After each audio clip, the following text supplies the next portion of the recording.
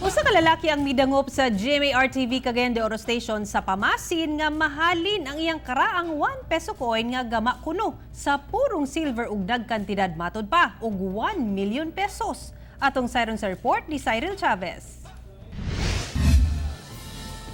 Midangop sa GMA-RTV Cagayan de Oro Station kining si alias Dudong kinsa daladala ang tulo ka mga old 1 peso coins aron ipakita sa One Mindanao. Niabot kuno siya sa stasyon sa paglaom nga makakwarta og kapin 3 million pesos o galing adunay gusto mo palit ni ini. Nakit-an kuno ni Dudong sa usa ka feature story sa kapuso mo Jessica Soho nga mahalin kuno og milyon ang iyahang coins. Sumala pa nga gama sa pure silver ang maong mga coins. Dayon kay nakakita man ko sa episode ni Jessica Soho muni akong niya pareha man nani nga coins tong iyang gipakita. Dayon ako ning gidala diri sa kuan. Nang hinaot si Dudong nga paliton ang iyahang coins sa mga antique collectors. Basin og tinuod tong